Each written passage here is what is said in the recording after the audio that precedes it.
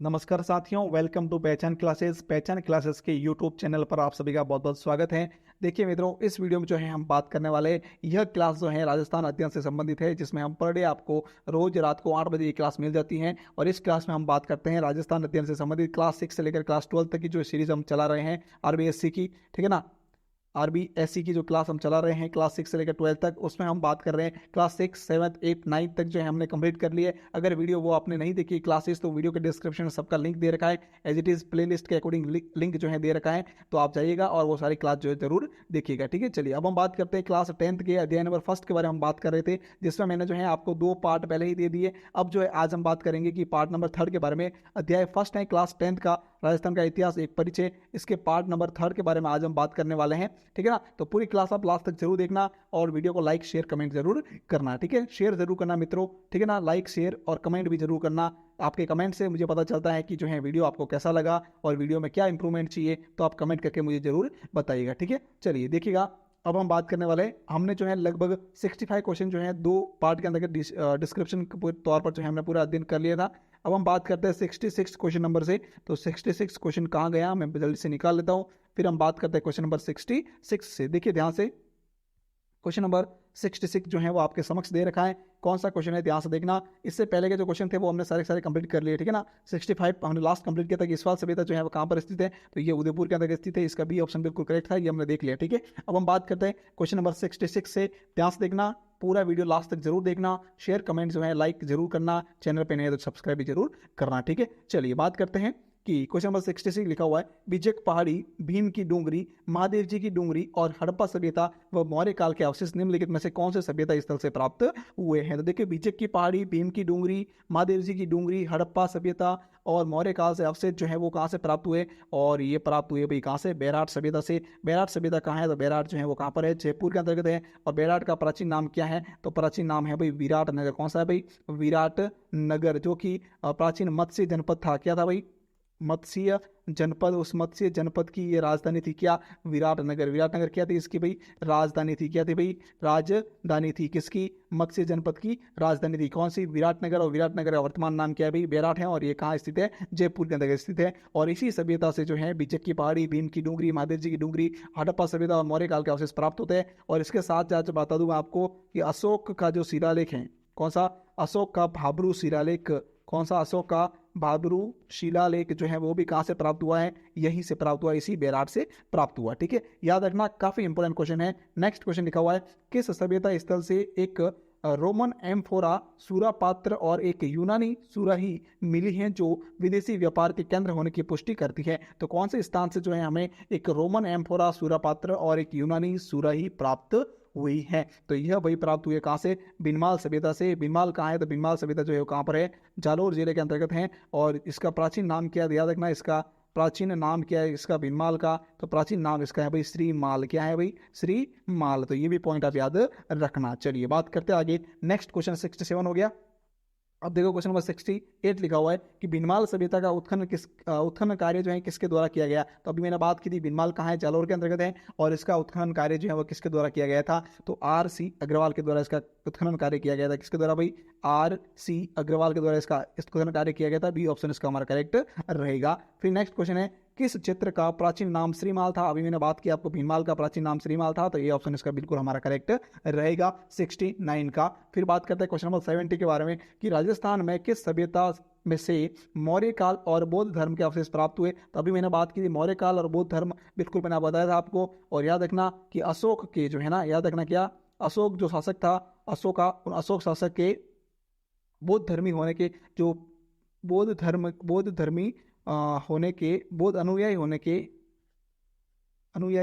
होने के जो साक्ष्य प्राप्त होते हैं ना, वो साक्ष्य भी कहाँ से प्राप्त होते हैं भाई, हमें साक्ष्य जो है वो कहाँ से प्राप्त होते हैं, वो भी सारे सारे यहीं से प्राप्त होते हैं। कहाँ से, इस बैराट सभ्यता से। याद रखना ये दोनों कहाँ से प्राप्त होते हैं, मौर्य काल और बौद्ध धर्म के अवशेष कहाँ से मिले, बैराट से मिले। बैराट का जयपुर के अंतर्गत, प्राचीन नाम विराटनगर है। ए ऑप्शन इसका हमारा करेक्ट रहेगा। Question number 70 complete. Next question देखिएगा, बेराट सभ्यता की खोज किसके द्वारा की गई? काफी अच्छा क्वेश्चन है। बेराट सभ्यता जो है उसकी खोज किसके द्वारा की गई? तो बेराट सभ्यता की खोज जो है वह की गई थी किसके द्वारा? दयाराम साहनी के द्वारा इसकी खोज की गई थी। ठीक है, चलिए तो यहाँ पे ये ऑप्शन जो है वो हमारा बिल्कुल करेक्ट रहेगा।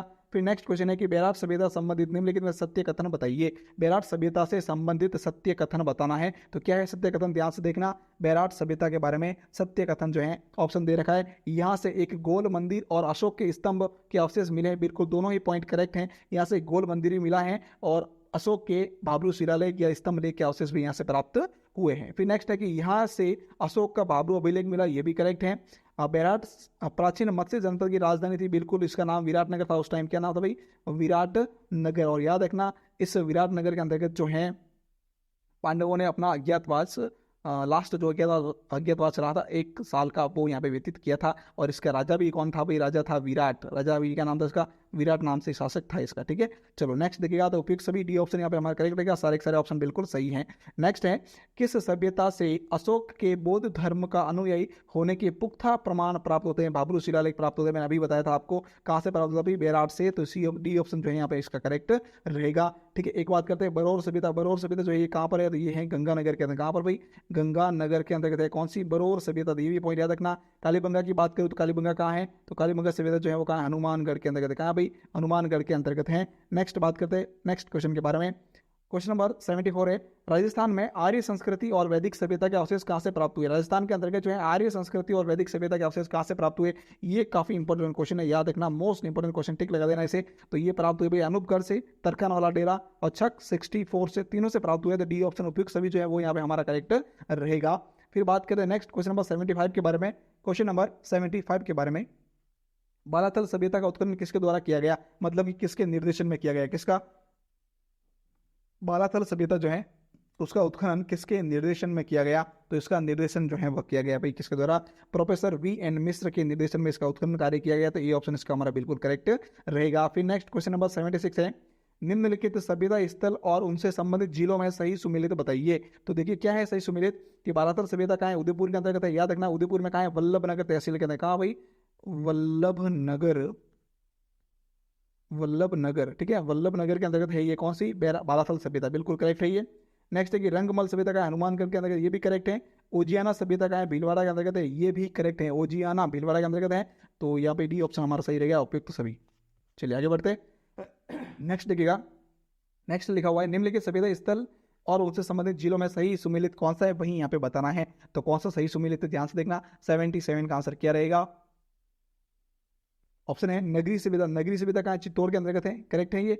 बरौर सभ्यता गंगानगर में, ये भी करेक्ट है। तिलवाड़ा सभ्यता बाड़मेर में, ये भी करेक्ट है। तो उपयुक्त सभी यानी कि डी ऑप्शन यहाँ पे हमारा करेक्ट रहेगा। ठीक है, चलिए बात करते हैं नेक्स्ट क्वेश्चन है निम्नलिखित सभ्यता स्थल और उनसे संबंधित जिलों में से सही सुमेलित बताइए। सुनारी सभ्यता कहाँ है? झुंझुनू के अंतर्गत है। जोधपुरा सभ्यता जयपुर के अंतर्गत है। नौ सभ्यता भरतपुर में है और नगर सभ्यता जो है टोंक के अंतर्गत है। तो बिल्कुल करेक्ट है सब के सब। तो डी ऑप्शन यहाँ पे करेक्ट रहेगा।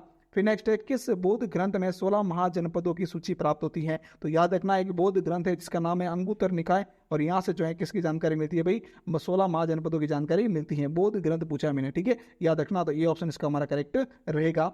फिर नेक्स्ट लिखा हुआ है चित्तौड़गढ़ के आसपास का क्षेत्र किस जनपद में सम्मिलित था? प्राचीन समय के अंतर्गत जो है चित्तौड़गढ़ का जो आसपास का क्षेत्र था वो कौन से जनपद के अंतर्गत आता था? तो इसका जो है क्या आंसर रहेगा? क्वेश्चन नंबर 80 का जो है हमारा क्या आंसर रहेगा? ध्यान से देखना, इसका आंसर रहेगा शिवी जनपद। क्या रहेगा भाई? शिवी जनपद का अंतर्गत आता है। तो बी ऑप्शन इसका हमारा बिल्कुल करेक्ट रहेगा। शिवी जनपद को जो है मेवाड़ क्षेत्र भी कहा जाता है, ये भी इंपॉर्टेंट फैक्ट है, याद रखना। नेक्स्ट है मत्स्य जनपद का उल्लेख मिलता है। मत्स्य जनपद का उल्लेख जो है सबसे पहले कहाँ से मिला था? ऋग्वेद से मिला था, याद रखना। सबसे पहले, सबसे प्रथम जो इसका जो उल्लेख मिला था वो कहाँ से मिला था? ऋग्वेद से मिला था। उसके बाद सतपथ ब्राह्मण कौशिकी उपनिषद, यहाँ से भी इसका उल्लेख मिला। तो उपयुक्त सभी जो है डी ऑप्शन हमारे यहाँ पे बिल्कुल करेक्ट रहेगा। ये क्वेश्चन मित्रों ऐसा भी बन सकता है कि मत्स्य जनपद का उल्लेख सबसे पहले या सर्वप्रथम कहाँ से मिला था? तो वह मिला था कहाँ से? ऋग्वेद से, ये भी पॉइंट याद रखना। और इसके अलावा अगर ऐसे बने कि कहाँ से प्राप्त हुए थे या इसका उल्लेख कहाँ कहाँ मिलता है, तो ऋग्वेद, सतपथ ब्राह्मण और कौशिकी उपनिषद तीनों से मिला है। ठीक है, तो डी ऑप्शन करेक्ट रहेगा। नेक्स्ट है आधुनिक जयपुर, अलवर, धौलपुर, करौली और भरतपुर का क्षेत्र जो है वो कौन से जनपद में सम्मिलित था? कौन सा? जयपुर, अलवर, धौलपुर, करौली, भरतपुर का क्षेत्र जो है वो कौन से जनपद में शामिल था? तो 82 का जो है आंसर क्या रहेगा, ध्यान से देखना। यह शामिल था भाई कौन से, मत्स्य जनपद के अंतर्गत। कौन से जनपद में? मत्स्य जनपद में शामिल था। तो ये ऑप्शन इसका हमारा बिल्कुल करेक्ट रहेगा। फिर नेक्स्ट लिखा हुआ है राजपूत युग का समय माना जाता है। राजपूत युग का समय जो है वो कब से कब तक माना जाता है? तो 7वीं शताब्दी से 12वीं शताब्दी तक माना जाता है। मतलब 7वीं शताब्दी की जो एंडिंग पॉइंट था वहां से लेकर 12वीं शताब्दी तक माना जाता है। तो ये ऑप्शन इसका हमारा बिल्कुल करेक्ट रहेगा। ठीक है, फिर देखिए नेक्स्ट क्वेश्चन है, डॉक्टर गौरीशंकर हीराचंद ओझा और सीवी वैद्य ने राजपूतों को माना है, मतलब राजपूतों की उत्पत्ति जो है किनसे मानी है? क्वेश्चन ये बन रहा है कि डॉक्टर गौरीशंकर हीराचंद ओझा और सीवी वैद्य जो है उनके द्वारा, इन इतिहासकार के द्वारा राजपूतों की उत्पत्ति जो है किससे मानी गई है? तो इसका क्या आंसर क्या रहेगा, ध्यान से देखना। इसका आंसर जो है वो रहेगा हमारे वैदिक आर्यों की संतान इन्होंने माना है, मतलब वैदिक आर्यों से इनकी उत्पत्ति मानी है। तो यहाँ पे जो है ए ऑप्शन इसका बिल्कुल हमारा करेक्ट रहेगा 84 का। ठीक है, चलिए फिर बात करते हैं आगे नेक्स्ट क्वेश्चन के बारे में। नेक्स्ट है राजपूतों को अग्निकुंड से उत्पन्न किसने माना है? भाई अग्निकुंड से उत्पन्न राजपूतों को किसने माना है? तो यह जो है भाई माना है किसने? चंद ने। किसने? चंद जो है उसके द्वारा लिखी गई थी एक ग्रंथ था पृथ्वीराज रासो। क्या लिखा था भाई? पृथ्वीराज रासो। इसके जो अंतर्गत जो है इसकी जानकारी मिलती है। ठीक है, चलिए तो यहाँ पे सी ऑप्शन हमारा करेक्ट रहेगा। फिर नेक्स्ट है निम्नलिखित में से किसने राजपूत की उत्पत्ति नागर ब्राह्मण से बताई? किसने भाई राजपूतों की उत्पत्ति नागर ब्राह्मणों से किसने बताई है? काफी इंपोर्टेंट क्वेश्चन है। तो यह भाई बताई थी किसने द्वारा? आर ये थे ना, क्या नाम, डी आर भंडारकर। कौन है भाई? Doctor D R Bhandarkar. तो डी ऑप्शन इसका हमारा करेक्ट रहेगा। ठीक है, चलिए, और इन्होंने जो है बिजोलिया शिलालेख को इसका मेन जो है वो माना है, क्या है, प्रमाण माना है। ठीक है, तो बिजोलिया शिलालेख याद रखना। ठीक है, चलो नेक्स्ट है डॉक्टर डी आर भंडारकर ने किस आधार पर राजपूतों की उत्पत्ति नागर ब्राह्मणों से बताई? अभी मैंने बात की बिजोलिया शिलालेख के आधार पर। तो बी ऑप्शन इसका हमारा करेक्ट रहेगा। ठीक है, चलिए फिर देखिए नेक्स्ट है निम्नलिखित में से किसने मेवाड़ के गुहिलोतों को नागर जाति के ब्राह्मण गुहेदत्त का वंशज बताया है? तो ये काफी इंपोर्टेंट क्वेश्चन है, याद रखना इसको। तो किसने बताया भाई? तो यह जो है वह बताया गया किसके द्वारा? गोपीनाथ शर्मा के द्वारा। किसके द्वारा? डॉक्टर गोपीनाथ शर्मा के द्वारा। तो यहाँ पे ए ऑप्शन इसका हमारा बिल्कुल करेक्ट रहेगा। ठीक है, फिर बात करते हैं 89 के बारे में। नेक्स्ट है राजपूतों को किसने शक और सीथियन जाति के वंशज बताया है? तो यह जो है भाई वह बताया किसके द्वारा? कर्नल जेम्स टॉड के द्वारा बताया गया है, कर्नल जेम्स टॉड के द्वारा। तो ये ऑप्शन इसका बिल्कुल हमारा करेक्ट रहेगा। घोड़े वाले बाबा के नाम से प्रसिद्ध है कर्नल जेम्स टॉड। ठीक है, चलो नेक्स्ट है निम्नलिखित में से किसने राजपूतों को हूणों की संतान बताया है? राजपूतों को भाई हूणों की संतान किसने बताया है? ये भी काफी अच्छा क्वेश्चन है। तो वी ए स्मिथ जो है इन्होंने कहा है कि राजपूत जो है हूणों की संतान है। तो बी ऑप्शन इसका करेक्ट रहेगा। फिर नेक्स्ट है 327 ईसा पूर्व में किसके आक्रमण के कारण सुरक्षा और अस्तित्व की रक्षा के लिए पश्चिमोत्तर सीमा से कुछ कबीले जिसमें मालव, योद्धे, अर्जुनयन राजस्थान में आकर बस गए थे? तो ये जो थे भाई कौन? सिकंदर के आक्रमण के कारण ये यहाँ पर आकर बस गए थे। तो ये ऑप्शन इसका हमारा करेक्ट रहेगा। फिर नेक्स्ट है आर्यजन के रूप में मत्स्य जाति का उल्लेख सर्वप्रथम किस वेद में प्राप्त होता है? तभी मैंने बताया था आपको ऋग्वेद से प्राप्त होता है। तो ये ऑप्शन इसका हमारा करेक्ट रहेगा। टोटल वेद कितने याद रखना, टोटल वेद कौन कौन से भाई? टोटल वेद कितने? 4 है। कौन से? ऋग्वेद, यजुर्वेद, सामवेद और अथर्ववेद। ठीक है, चलो नेक्स्ट है मत्स्य जनपद के बारे में निम्नलिखित में सत्य कथन बताइए। मत्स्य जनपद के बारे में निम्नलिखित में से सत्य कथन बताइए। तो क्या रहेगा सत्य कथन, ध्यान से देखना। महाभारत काल में मत्स्य जनपद के राजा विराट ने विराट नगर को अपनी राजधानी बनाई थी। मैंने बात की थी आपको, विराट राजा विराट नगर। ठीक है, बिल्कुल करेक्ट है ये। नेक्स्ट है मत्स्य जनपद का विस्तार दक्षिण में चंबल की पहाड़ियों तक और पश्चिम में पंजाब की में सरस्वती नदी के जंगलों तक है। ये भी करेक्ट है। फिर है कि विराट की पुत्री उत्तरा का विवाह अर्जुन के पुत्र अभिमन्यु के साथ हुआ था। बिल्कुल करेक्ट है। नेक्स्ट है उपयुक्त सभी, यानी कि डी ऑप्शन इसका हमारा बिल्कुल करेक्ट रहेगा।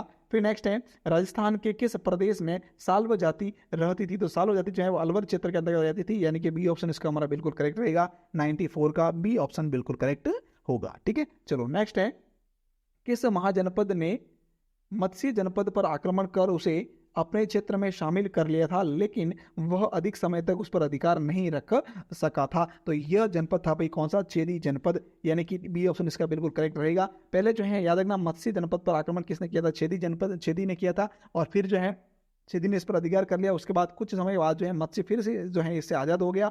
तो आज़ाद होने के बाद में जो है ना लास्ट में पूर्ण रूप से जो है मगध के द्वारा इस पर आक्रमण करके अधीन कर लिया जाता है। ठीक है, चलिए नेक्स्ट है मत्स्य जनपद को अंतिम रूप से किस महाजनपद ने अपने साम्राज्य में शामिल किया था? तो मगध ने इसमें शामिल किया था। तो ये ऑप्शन इसका करेक्ट रहेगा। फिर नेक्स्ट क्वेश्चन ध्यान से देखना, क्या लिखा हुआ है कि पृथ्वीराज रासो ग्रंथ के लेखक चंद बरदाई के अनुसार अग्निकुंड से किस जाति की उत्पत्ति मानी गई है। देखो इसमें परमार, चालुक्य, प्रतिहार, स्वान चारों की उत्पत्ति मानी गई है। तो यहाँ पे उपयुक्त सभी जो है वो डी ऑप्शन हमारा करेक्ट रहेगा। ठीक है, चलिए बात करते हैं नेक्स्ट क्वेश्चन के बारे में।